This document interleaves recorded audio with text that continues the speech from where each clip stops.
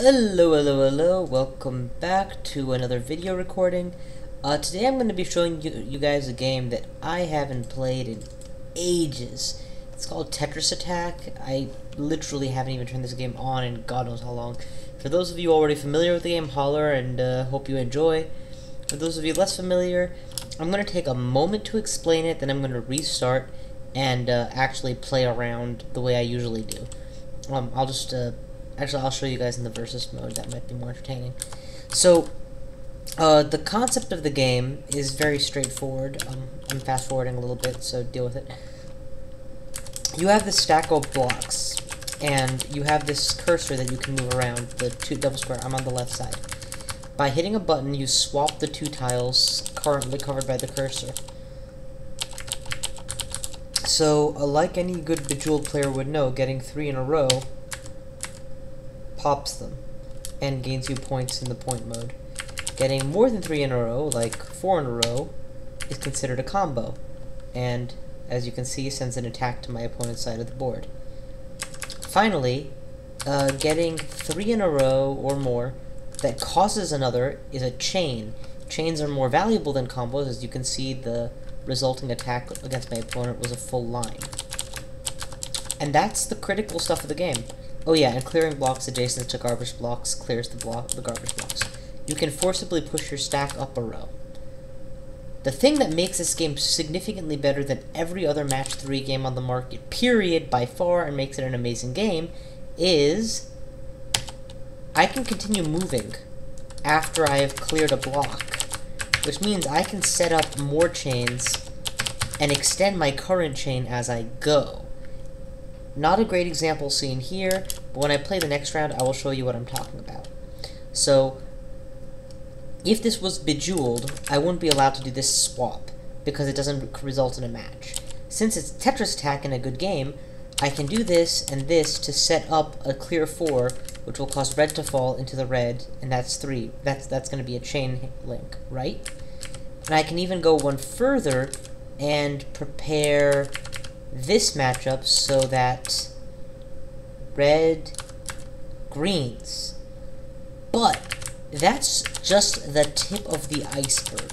What really sets apart a good player in this game is what they call skill chaining. I'm going to start with nothing, and then I'm going to create this chain as I go. Notice that I'm putting everything in place to cause the drops that I need. And the result is a massive, massive chain. And when you get good at it, it's almost zen just how fast you can do it. Here, I'll show you guys a good example now. Like a proper example of me going all out.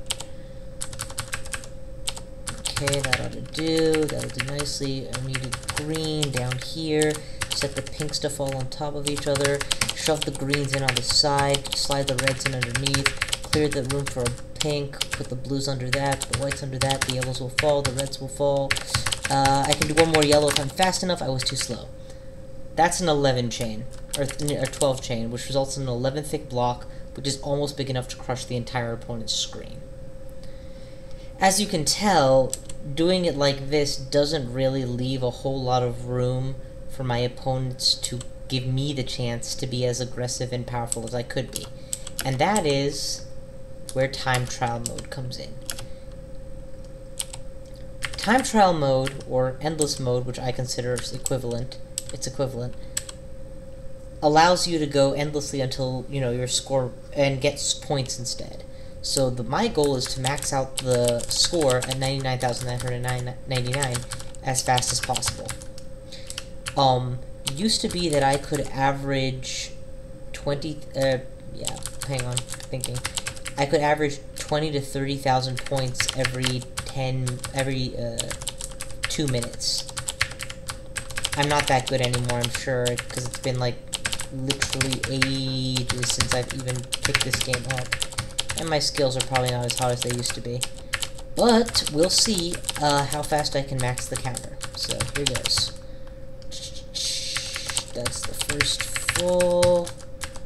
Let's try this. Try that. Okay. Yellows. Pinks. Yellows again. And I just forced myself out of that stack. I'm gonna actually negate that chain. I don't want a chain yet. I need more raw matter. Okay, that's enough blocks. We'll do pinks then yellows. Blues next. Greens.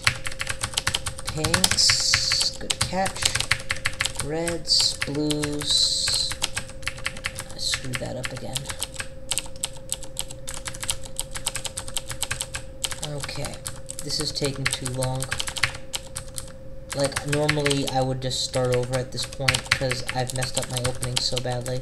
But this may represent just my lack of skill. So there's no point starting over every time that happens. I'm going to set myself the upper limit of 15 minutes. If it takes longer than that, I'm just going to declare that I was too slow. Because this is less than half as fast as I should be going.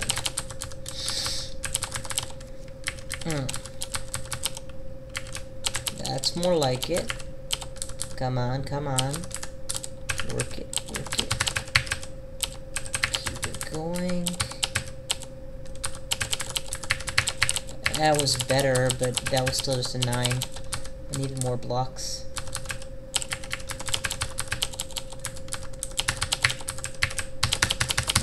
That's good. That's good.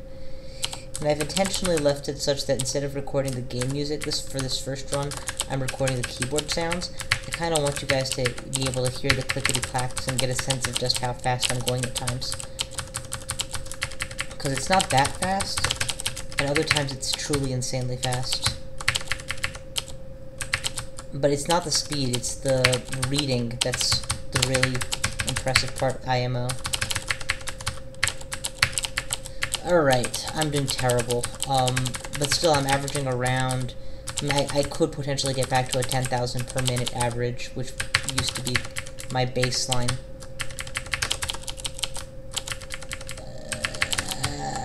Just have to go above that number for a while.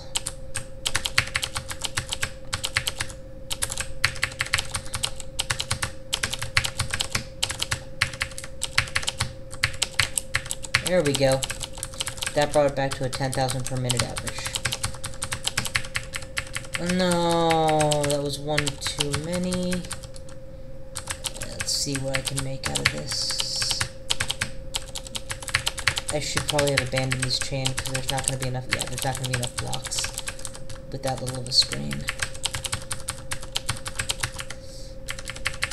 Okay. Okay.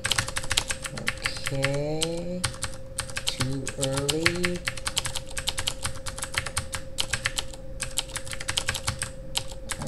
Okay. Okay, fair enough. I'm only behind by 5,000 points. Can catch up.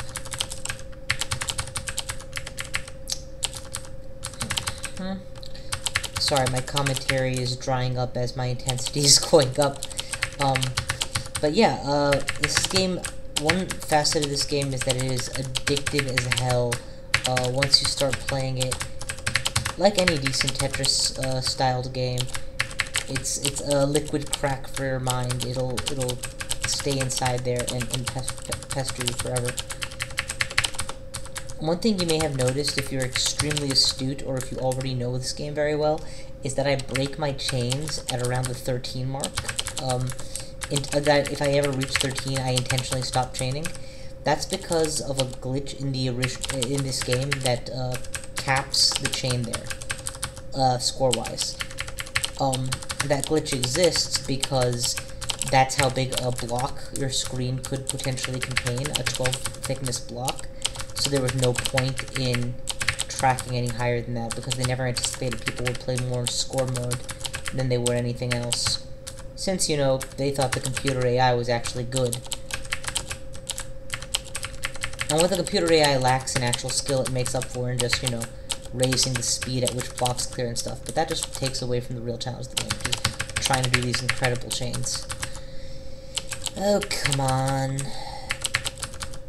So far, so good. No, fail. I could have potentially done a swap in there, but it wasn't worth it.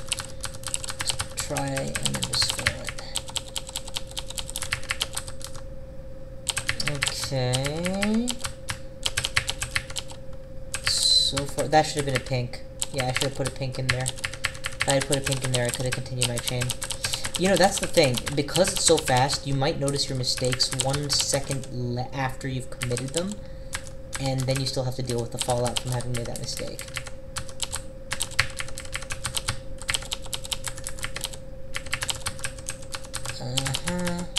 Slide the pinks in, set up the yellows after, and reds maybe next? Shoot, no. I have no idea. I could have done either the reds or the blues, and because I delayed in setting either of them up, I got neither of them in the end.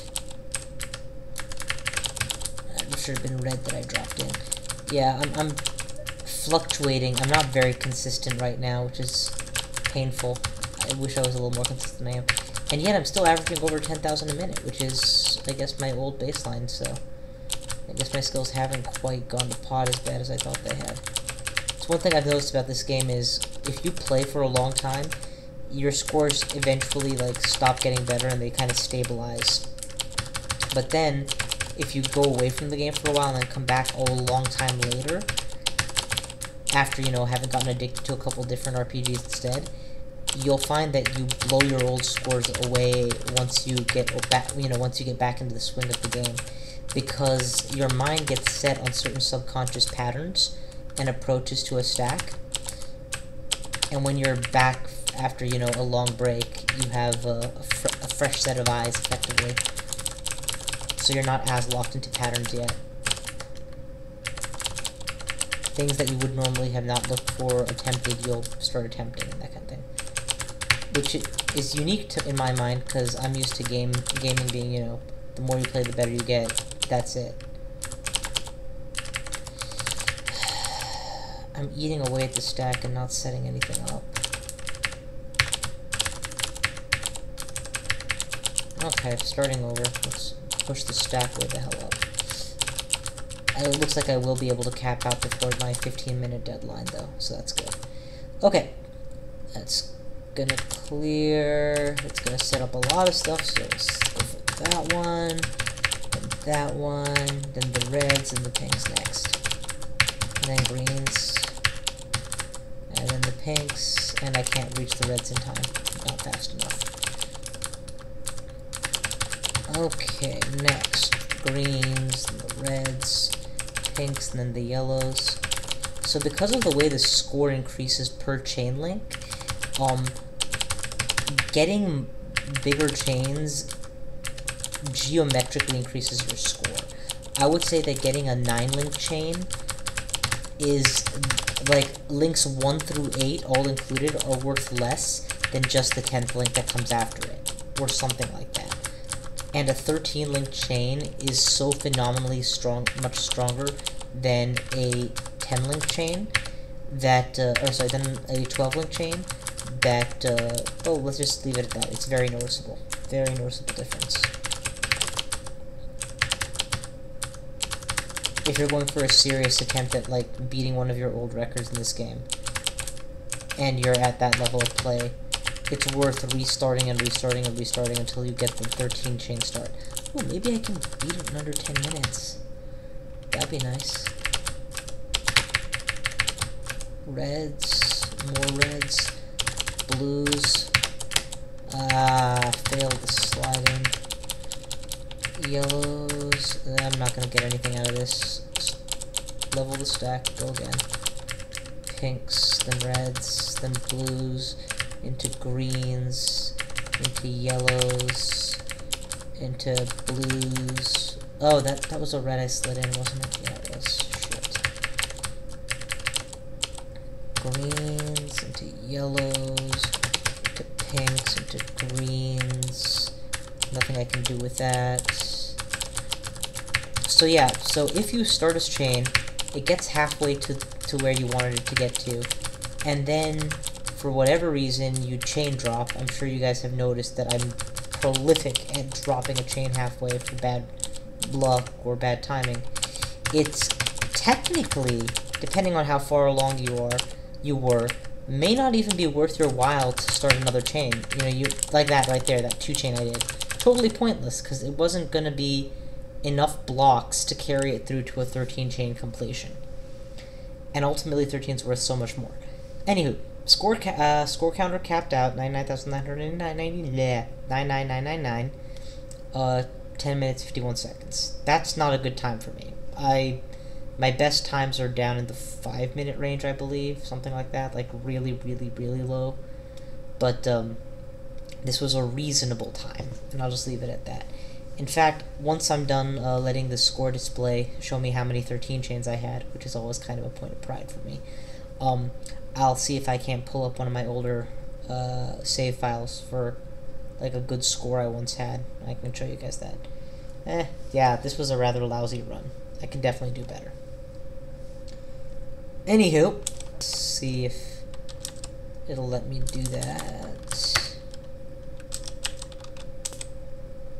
Okay, so it looks like it didn't know that I was trying to use a hotkey from inside the emulator, and it attempted to take me outside the emulator, so never mind.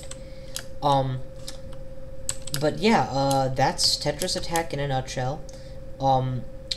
If any of you are interested, I'm going to potentially be doing more runs of this in the future, or I might just do a playthrough of story mode and devastate stuff for you there.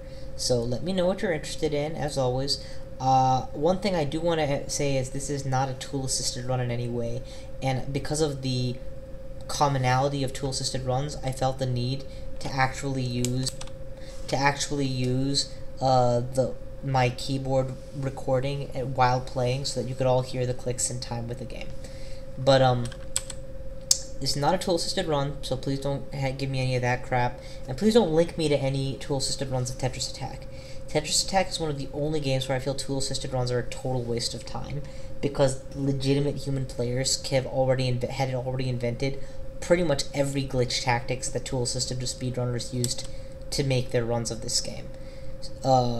Good tool-assisted runs exist for many games. I'm a huge fan when they look nice. I don't feel like they look particularly good for this game. Anyway, I'll talk to you more later. Have a good night. I'll see you all next time.